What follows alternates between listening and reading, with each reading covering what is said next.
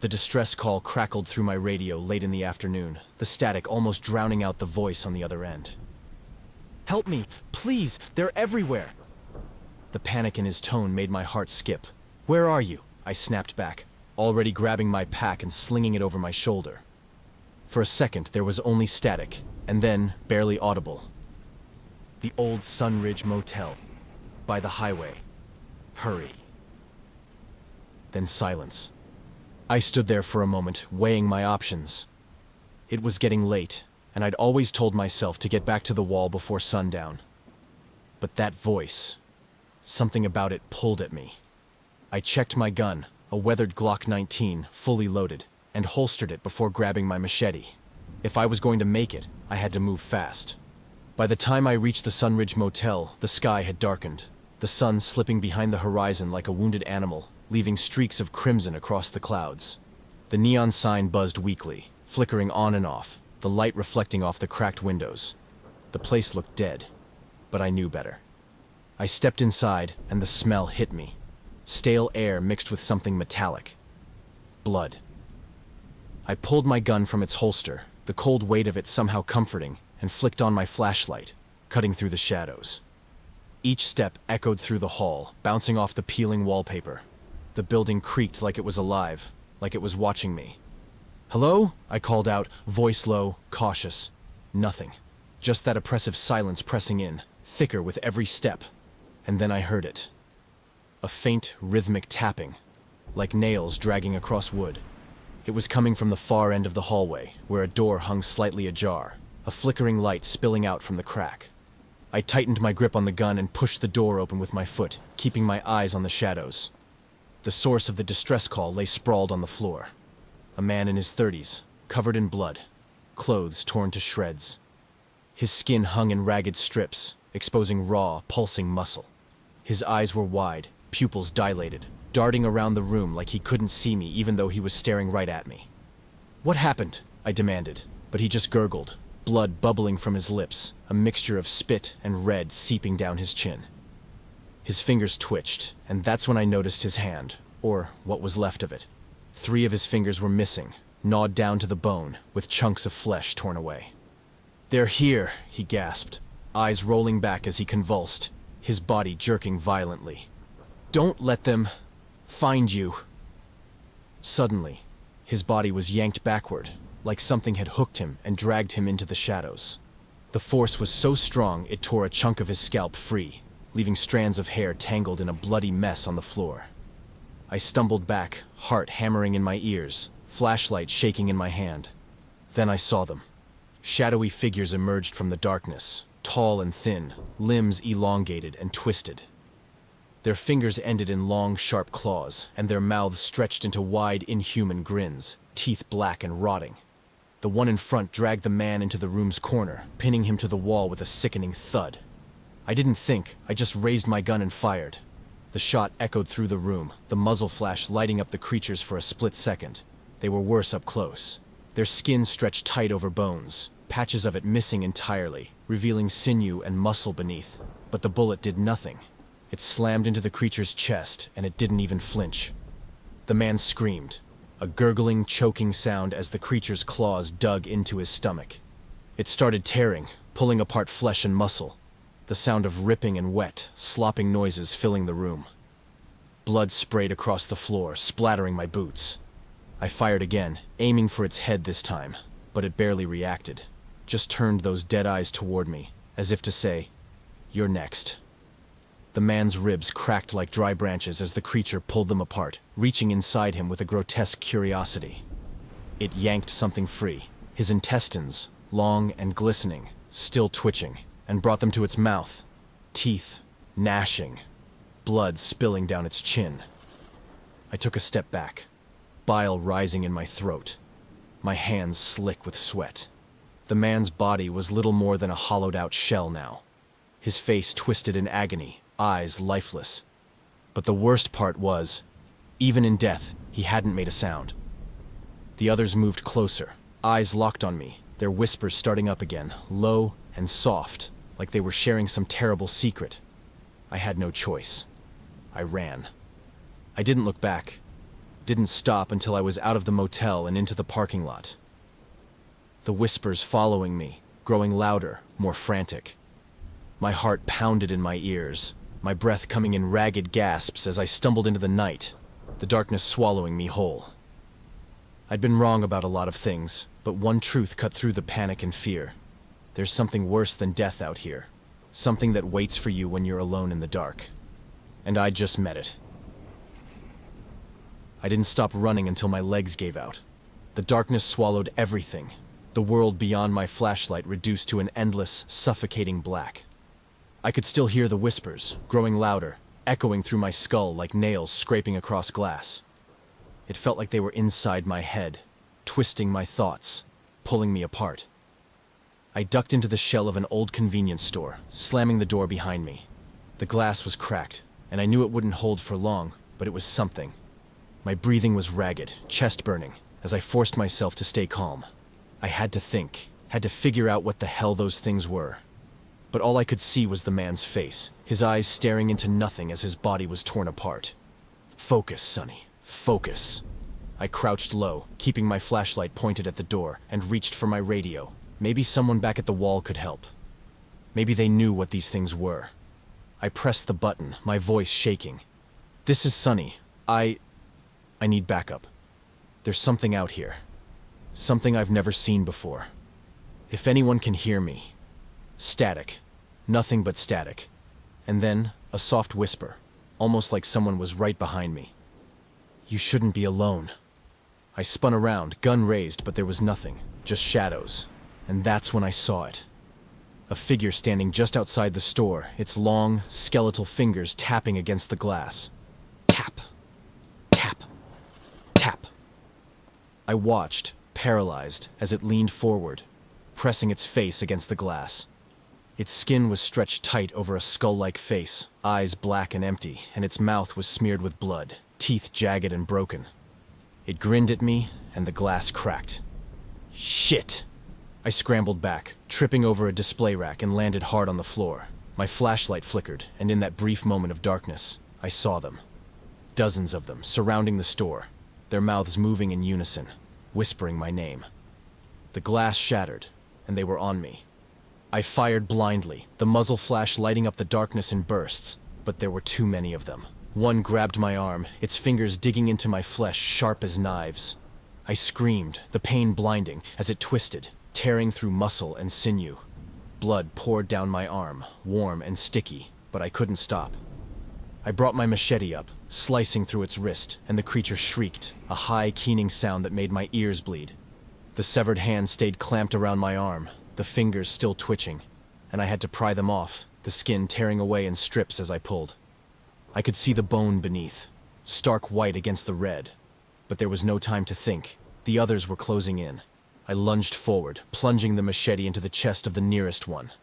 It didn't react, just stared at me with those dead black eyes as the blade sunk deeper, slicing through ribs and into its heart.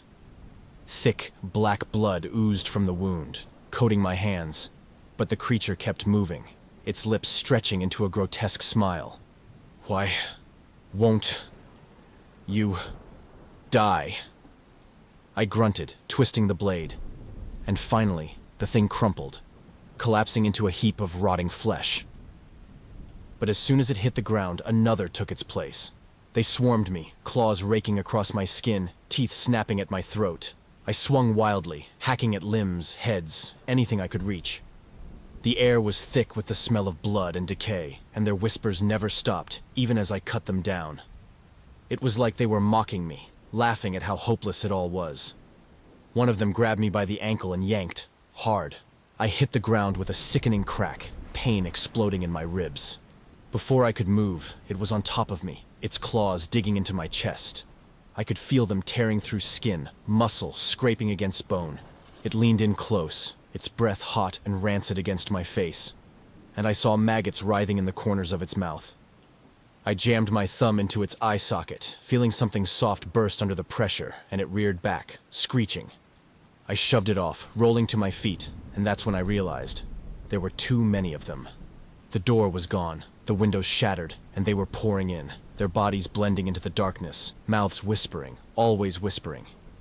I backed up, my mind racing, and felt my heel hit something solid.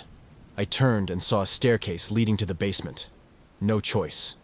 I bolted down the stairs, slamming the door behind me, the whispers following me all the way down. I had blood dripping from a dozen wounds, my vision swimming. I could feel the pain now, sharp and pulsing, and I knew I was in bad shape. But at least I was still alive. For now.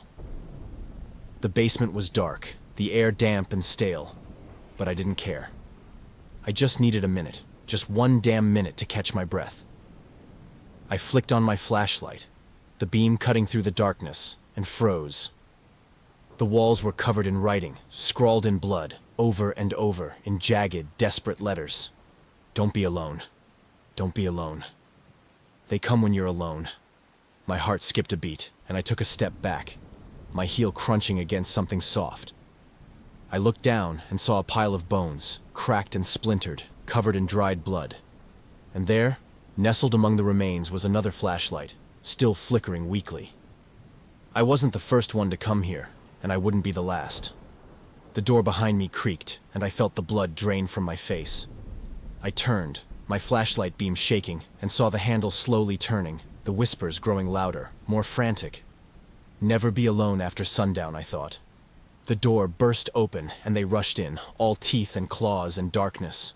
I fired until the gun clicked empty, until my machete was slick with blood and my arms ached. But it wasn't enough.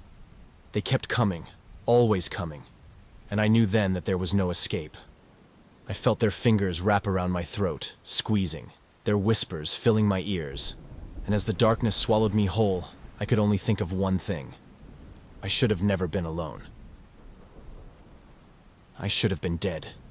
As I lay on that cold, blood-soaked floor, the Nightstalkers clawing at me, tearing at my skin, I felt the world fading. The whispers grew louder, blending with the pounding in my head until it was all one endless, horrifying hum. But something inside me refused to give up. I won't die like this. Not here. I lashed out, the adrenaline surging through me one last time, my machete slicing into the creature's throat. It staggered back, blood spraying across the floor, and for a split second, I had an opening. I didn't think. I just moved, wrenching my body free from their grasp, ignoring the searing pain that shot up my leg. I staggered toward the basement door, slamming it shut behind me, and threw my weight against it. They crashed into the door, their fingers scratching, scraping, trying to claw their way through, and I knew I didn't have much time. I glanced around, desperate, and spotted a small, broken window near the ceiling. It was barely big enough, but it was my only way out. I climbed onto a rusted shelf, ignoring the way the metal bit into my palms, and shoved the window open. The whispers grew frantic, furious, and I felt the door splinter behind me as they broke through. I pulled myself through the window, feeling the jagged glass tear at my skin, and dropped into the alley on the other side. The impact sent a shock of pain through my leg, and I collapsed, gasping for air, blood dripping from a dozen wounds. But I was outside. I was out. I didn't stop to catch my breath. I dragged myself to my feet and started limping toward the wall. The whispers followed me, fading but never disappearing, echoing through the streets as I stumbled forward. I don't know how long it took me to reach the gate. Hours, maybe. My vision blurred. My body screamed with every step, but I kept moving, kept putting one foot in front of the other, until I saw it. The towering, rusted containers that made up the wall, silhouetted against the dawn. And there, standing at the gate, was old Sam, rifle slung over his shoulder, eyes wide with shock. "Sonny?" he called out, his voice hoarse with disbelief. "Jesus Christ, what happened to you?" I couldn't answer, couldn't form the words. My knees buckled, and I collapsed at his feet, blood pooling beneath me. The last thing I saw before everything went black was his face, staring down at me with a look of pure, unfiltered horror. I woke up hours later, lying on a makeshift cot, every inch of my body aching. My wounds had been cleaned, bandaged, but the pain was still there, a dull throb that pulsed with every heartbeat. I sat up slowly, wincing as the room spun, and saw old Sam sitting in the corner, staring at me. "You're lucky to be alive," he said, voice gruff. "What the hell were you thinking, going out there alone?" I took a shaky breath, my mind flashing back to the motel, the blood, the whispers. There was a call. Someone needed help. I thought I could... I trailed off, shaking my head. I thought I could save them. Sam sighed, rubbing a hand over his face. And did you? I looked away, unable to meet his eyes. No. We sat in silence for a moment, the weight of it pressing down on me, and then Sam leaned forward. What happened out there, Sonny? I told him everything. The call, the motel, the man being torn apart, the whispers, the way they moved, the way they watched me, waiting for me to be alone. By the time I finished, my hands were shaking and I felt like I was going to be sick. Sam didn't say anything for a long time. He just stared at me, his face grim, eyes hard. You know what this means, don't you? I nodded. Yeah, I know. I reached for my pack, pulling out a scrap of paper and a stub of a pencil.